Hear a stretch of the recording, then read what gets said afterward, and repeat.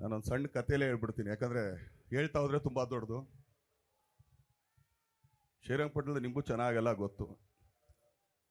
ಯಾವುದೋ ಟಾಂಗಾಗೆ ಕಟ್ಟಿರೋ ಒಂದು ಕುದುರೆ ಟಕು ಟಕು ಟಕು ಹೋಗ್ತಾ ಇತ್ತು.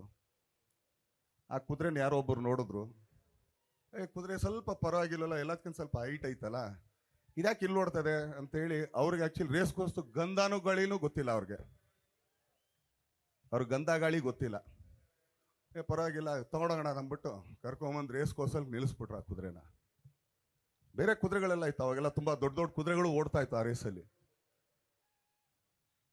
ಗೇಟಿಗೆ ಸೇರಿಸ್ತಾರೆ ಗೊತ್ತಾ, ರೇಸ್ ಓಪನ್ ಆಗಕ್ಕೆ ಮುಂಚೆ ಆ ಥರ ಎತ್ಕೊಂಡೋಗಿ ಅಲ್ಲಿಗೆ ಆ ಗೇಟ್ಗೆ ಹಾಕಿದ್ರು. ಆದರೆ ಆ ಕುದುರೆ ಮಾಲೀಕರು ಬಂದು ರಾಮಮೂರ್ತಿ ಅವರು.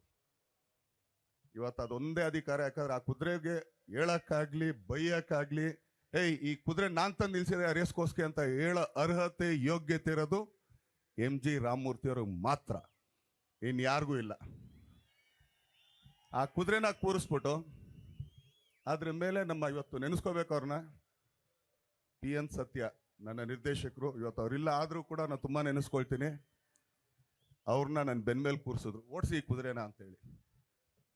ಅವತ್ತು ರೇಸ್ ಕೋರ್ಸ್ಗೆ ನಮ್ಮ ರಾಮಮೂರ್ತಿ ಅವ್ರು ಬಿಟ್ಟಂತ ಕುದುರೆ ಅದು ಕುಂಡ್ತಾ ಇತ್ತೋ ಓಡ್ತಾ ಇತ್ತೋ ಏನೋ ಆಯ್ತಿತ್ತು, ಅಲ್ಲಿಂದ ಇಲ್ಲಿವರೆಗೂ ಓಡ್ಕೊಂಬಂತು. ಇನ್ನೂ ಓಡೋದಕ್ಕೆ ಪ್ರಯತ್ನ ಪಡ್ತದೆ ಖಂಡಿತ, ಯಾಕಂದ್ರೆ ಕೆಲಸ ಅಂತ ಬಂದಾಗ ಖಂಡಿತ ಆ ಕುದುರೆ ಎಲ್ಲಿಗೆ ಓಡಬೇಕು, ಅದ್ರಲ್ಲಿ ಇದೇನಿದೆ ಅಂತ ಅಂದ್ಬಿಟ್ಟು ಆ ಕುದುರೆ ಗೊತ್ತಿರಲ್ಲ. ಆದ್ರೆ ಅದ್ರ ಮೇಲೆ ಯಾರ್ಯಾರು ಕೂರ್ತಾರೋ ಒಂದೊಂದ್ಸಲಿನೂ. ನಾನು ಹೇಳ್ತಾ ಇರೋದು ನಮ್ಮ ನಿರ್ದೇಶಕರು, ನಮ್ಮ PN ಸತ್ಯದಿಂದ ಹಿಡಿದು ಇವತ್ತು ಆಕ್ಚುಲಿ ನಮ್ಮ ತರುಣ, ಹಾಗೇನೆ ನಮ್ಮ ಮಿಲ್ನಾ ಪ್ರಕಾಶ್. ಯಾಕಂದ್ರೆ ಅದಷ್ಟೂ ಜನ ಅವ್ರು ನನ್ನ ಬೆನ್ಮೇಲೆ ಕೂತೇ ಓಡಿಸೋದು. ಖಂಡಿತ ನಂದಲ್ಲ ಸಿನಿಮಾ, ನಾನು ಮಾಡೋದಲ್ಲ.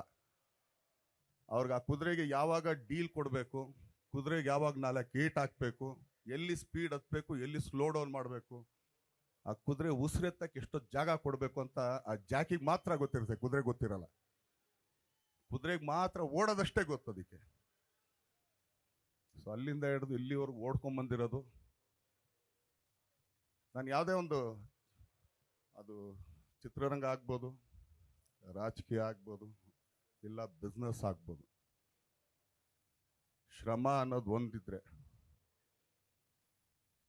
ಅವ್ರಿಗೆ 25 ವರ್ಷನೋ ಸಕ್ಸಸ್ಸು ಇದು ಖಂಡಿತ.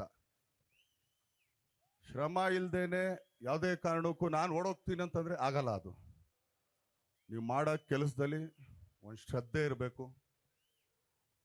ಯಾಕಂದ್ರೆ ನನಗೆ ಹೇಳ್ಕೊಟ್ಟಿದ್ದು ಅಂದ್ರೆ ನಾನು ಕಲ್ತ್ಕೊಂಡ್ಬಂದಿದ್ದು. ಯಾಕಂದ್ರೆ ನಮ್ಮ ಚಿತ್ರರಂಗದಲ್ಲಿ ಎಲ್ಲ ದೊಡ್ಡ ಸೀನಿಯರ್ಸ್ ನಮ್ಮ ಜೊತೆಗೆ ಯಾರು ಇವತ್ತಿಲ್ಲ, ದೊಡ್ಡವರು. ಆದರೆ ನಮ್ಗಿಂತ ಈಗ ಸೀನಿಯರ್ಸ್ ತುಂಬಾ ಜನ ಇದ್ದಾರೆ. ರವಿ ಸರ್ ಆಗ್ಬೋದು, ಶಿವಣ್ಣ ಅವ್ರು ಆಗ್ಬೋದು, ನಮ್ಮ ವಿನೋದ್ ರಾಜ್ ಅವ್ರು ಆಗ್ಬೋದು. ಯಾಕಂದ್ರೆ ವಿನೋದ್ ರಾಜ್ ಅವ್ರನ್ನ ನಾನು ತುಂಬಾ ಇಷ್ಟಪಡ್ತೀನಿ. ಯಾಕಂದ್ರೆ ಅವ್ರು ಮಹಾಭಾರತದಲ್ಲಿ ನನಗೊಂದು ಪಾತ್ರ ಕೊಟ್ಟಿದ್ರು. ಅವ್ರ ನಾಯಕರು, ಆಕ್ಚುಲಿ ನಾನು ಫಸ್ಟ್ ಹೀರೋ ಅಂತ ಹೇಳಕ್ ಇಷ್ಟಪಡ್ತೀನಿ ಅವ್ರನ್ನ.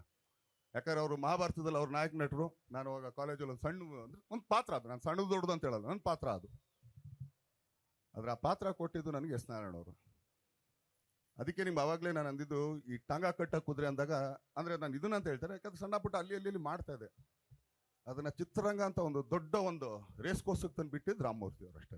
ಯಾಕಂದ್ರೆ ಪ್ರಾಣಿಗಳನ್ನ ಹೋಲಿಸ್ಕೊಂಡಾಗ ಕಾಂಟ್ರವರ್ಸಿ ಕಮ್ಮಿ ಇರುತ್ತೆ. ಯಾಕಂದ್ರೆ ಯಾವುದಕ್ಕೂ ಇದು ಮಾಡಲ್ಲ. ಯಾಕಂದ್ರೆ ಆ ಪ್ರಾಣಿ ಬಂದು ನನ್ನ ಹತ್ರ ಕೇಳಲ್ಲ, ನನ್ನ ಹೆಸರು ಯಾಕೆ ಎತ್ತದೆ ನೀನು ಅಂತ ಕೇಳಲ್ಲ. ಅದಕ್ಕೇನೆ